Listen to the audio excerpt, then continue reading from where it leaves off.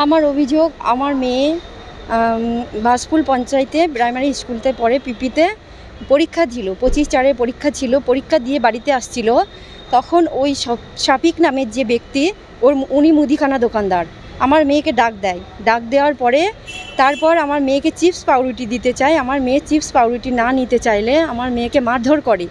তারপর আমার মেয়েকে পাশের দোকানের সঙ্গে আরেকটা ঘর আছে, সেই ঘরের মধ্যে নিয়ে গিয়ে আমার মেয়ের জামা প্যান্ট খুলে ওর সঙ্গে রেপ করে।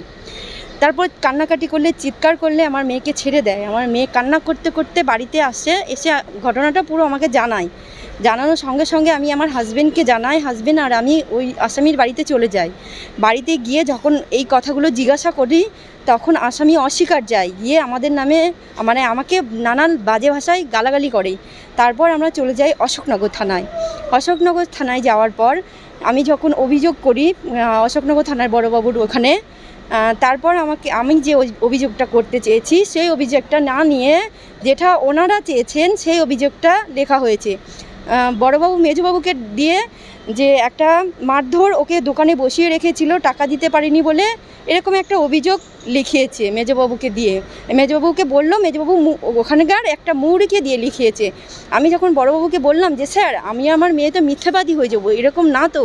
বড়বাবু আমাকে বলল কেস তো হচ্ছে তো। তারপর জোরপূর্বে ওদের ইচ্ছুক মতো যেটা লিখলো সেটাকে আমাকে দিয়ে জোরপূর্বে একটা সই করিয়ে নিয়ে এলো, সেটা আমি ইচ্ছুক নয়। সই করিয়ে নেওয়ার পরে আমাকে বললো ডিউটি অফিসারের কাছে জমা দিতে। আমি ওটা জমা দিয়ে এসেছি।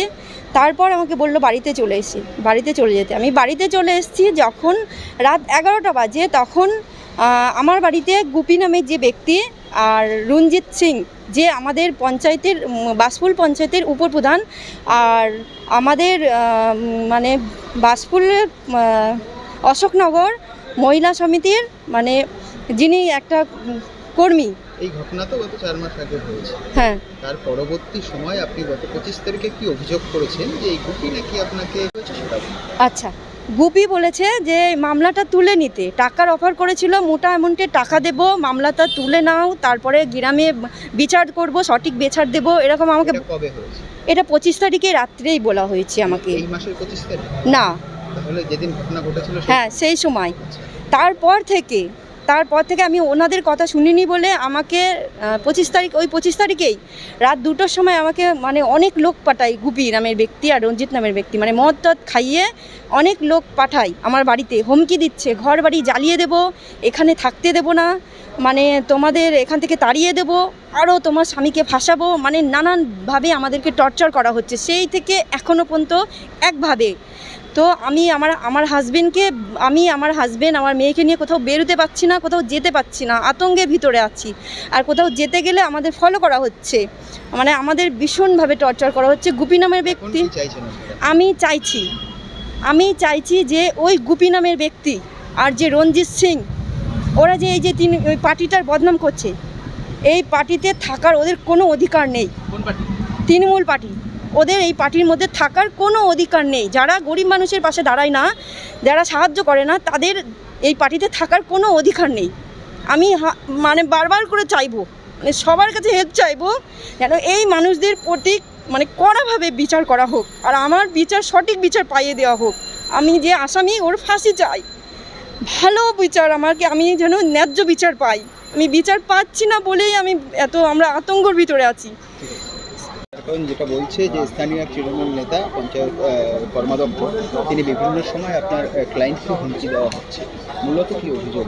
এই মুহূর্তে অভিযোগ, আমার যে কমপ্লেনেন্ট রয়েছে, যে ক্লায়েন্ট আমার, তাকে বিভিন্নভাবে হুমকি দেওয়া হচ্ছে মামলাটা উইথড্র করে নেবার জন্য, এবং বিভিন্নভাবে ভয় দেখাচ্ছে যাতে মামলাটা উইথড্র করে নেওয়া হয়। তবে আমার বিশ্বাস, আমাদের যিনি এসপি রয়েছেন ম্যাডাম প্রতীক্ষা ঝরঝরিয়া আইপিএস এবং স্পর্শ নীলাঙ্গী আইপিএস ম্যাডাম, এনাদের প্রতি আমার ভরসা আছে। এনারা নিশ্চয়ই বিষয়টা জানেন না, এনারা জানলে আশা করি ব্যবস্থা নেবেন। এবং আমরাও আজকে লার্নেড কোর্টের কাছে পেয়ার করব এর পুলিশ প্রোটেকশনের জন্য, এবং আজকে এর ডেট আছে, প্রোডাকশনের ডেট রয়েছে, সেখানে আমরা যাতে বেলটা রিজেক্ট হয় তার জন্য আমরা অবজেকশন দেবো। ঠিক আছে, ইতিমধ্যে তো অভিযুক্তকে গ্রেফতার করা হয়েছে, তার বিরুদ্ধে কী মামলা দেওয়া হয়েছে বা কী ধারায় মামলা? দেখুন, প্রথমে মামলাটা তো পক্সো পক্সো 10 দিয়ে মামলাটা বোধহয় শুরু করা হয়েছিল। তার পরবর্তীকালে আমাদের এমপি ম্যাডামকে মনে হয় এই মানে আমার যারা ক্লায়েন্ট রয়েছেন তারা জানায় এবং চাইল্ড কমিশন সেখানে আসেন, তাদের হস্তক্ষেপে সেটা পক্সো 6-এর অ্যাডিং সেকশন পেয়ার দেওয়া হয় এবং মেডিকেলও সেরকমই কিছু রয়েছে। আপনার নাম? পাপন সরকার, অ্যাডভোকেট বারাসাত। এটা শুধু অশোকনগরের ব্যাপার নয়, গোটা পশ্চিম বাংলা জুড়ে আমরা যদি দেখি এই যে খুন ধর্ষণে এখন পশ্চিমবাংলায় তৃণমূল কংগ্রেসের এই রাজ্যে 1 নম্বরে চলে গেছে। এখন এই সমস্ত বিভিন্ন দিকে যে কোনো ধর্ষণ, সে ল কলেজই হোক, আরজিকর হোক, যেখানে অশোকনগর হোক, সর্বত্রই এই সমস্ত গণধর্ষণের সঙ্গে, ধর্ষণ করে খুনের সঙ্গে তৃণমূলের নেতাকর্মীরা জড়িত। ফলত তাদেরকে বাঁচাবার জন্যই তৃণমূল কংগ্রেসের নেতা নেত্রীরা, মন্ত্রী থেকে শুরু করে এই দর্শকদের পাশেই যাচ্ছে, তো অবাক হওয়ার কিছু নেই।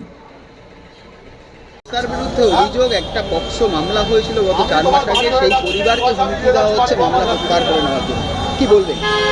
এই তৃণমূলের নেতা মদন মিত্র দুদিন আগে কসবাকাণ্ডের ঘটনার পরিপ্রেক্ষিতে কি বলেছিলেন যে একা কেন গেছে, দরকার হলে তৃণমূলের লোকজন নিয়ে যেত বা তৃণমূলের কার্যকর্তাদের নিয়ে যেত। কিন্তু এখানে কি ঘটছে, তৃণমূলের কার্যকর্তারাই গিয়ে তাদের বাড়িতে গিয়ে প্রেশার ক্রিয়েট করছে যাতে মামলা উদ্ধার করার জন্য। কোন বাংলায় বসবাস করছি আমরা?